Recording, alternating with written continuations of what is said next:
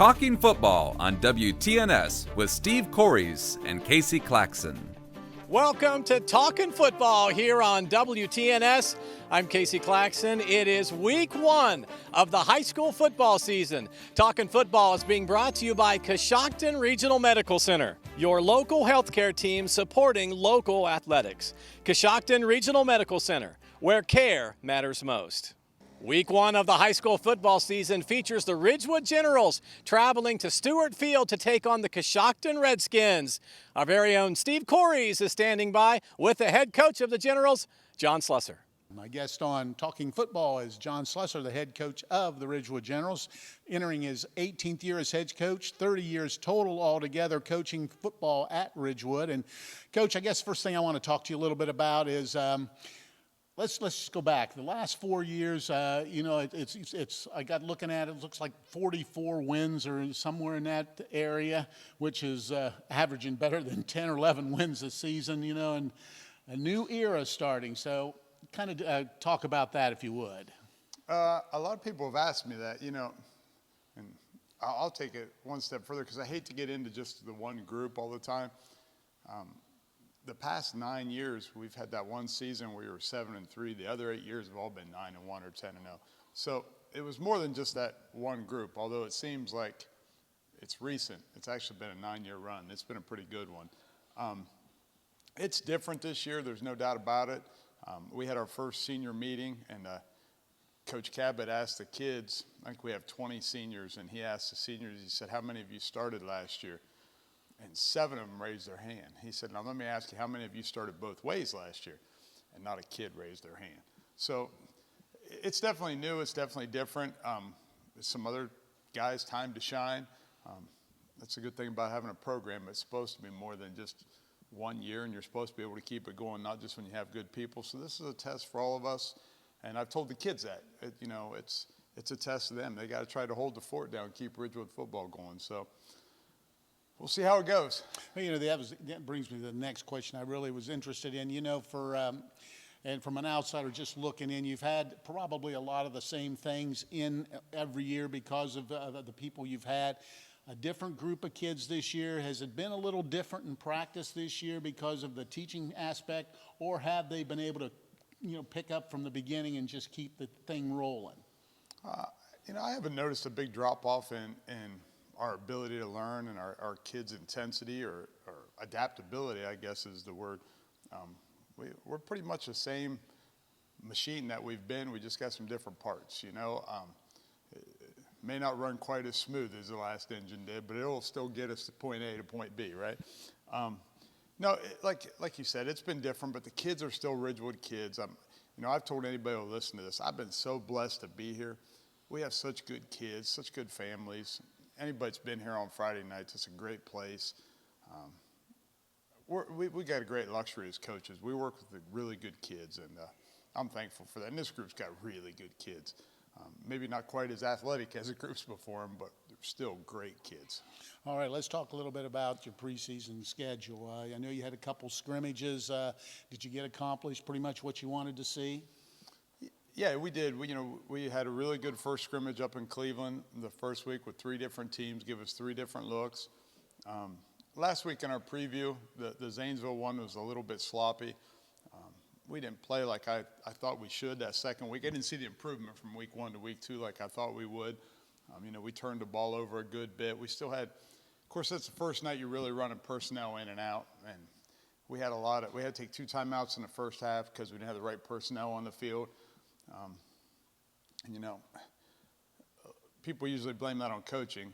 I do not. I blame it on players. But, we have kids that, aren't used to being in all the time. And have you ever seen us play? I don't know if you have. Once or twice. Well, you have. Anyhow, and so we send a lot of guys in and out. We play a lot of different kids. So we're constantly calling different formations or different defense or different formation on offense. And so each kid has to pay attention. We had some snags that first night. So we got a lot of things to clean up. The one thing that's been great and constant through both of them is our effort's been great, and we've had great enthusiasm. So if we can keep that going, that's always a good start. Okay, let's talk a little bit about the schedule. You know, you open up obviously with Coshocton. When I glance down through it, it looks like it's pretty well mixed. You've got a couple really on paper look to be very difficult early games. Also, you've got the second half of the season where you've got Garraway looming at the end. So, talk a little bit about your schedule. You know, yeah, we've got a few games on there I think we might have overshot a little bit on, but we'll see how it goes.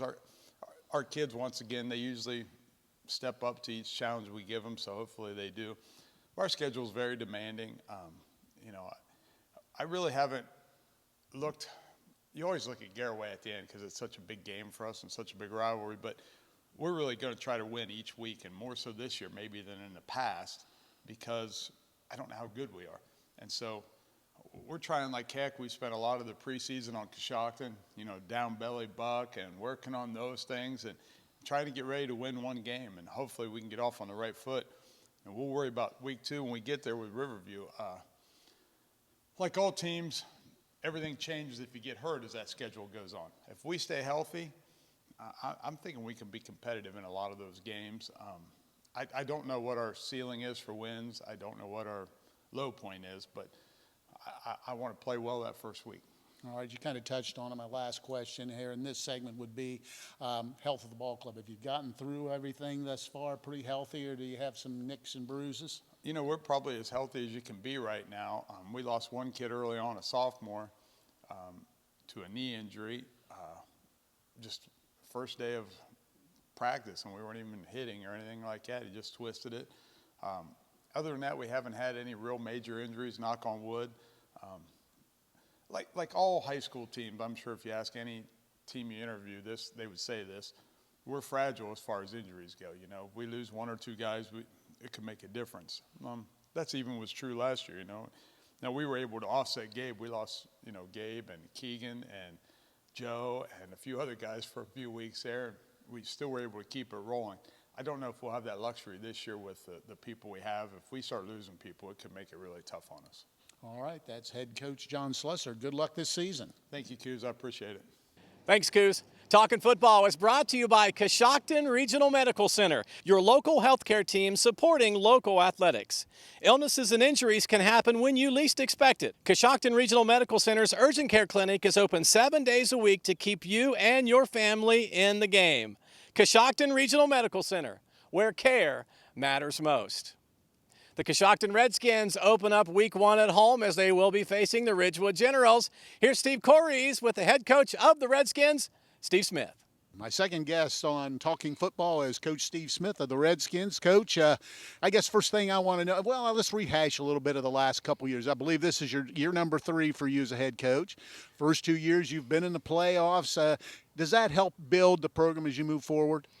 Yeah, I mean, you know, it's a good kickstart to our off season. You know, it helps us, you know, set the standard. You know, we're trying to set a standard of excellence here, and you know, had some hard times, and you know, we're still trying to improve each day, and you know, the kids are really starting to get it, and you know, we just look to take one step at a time and keep moving forward.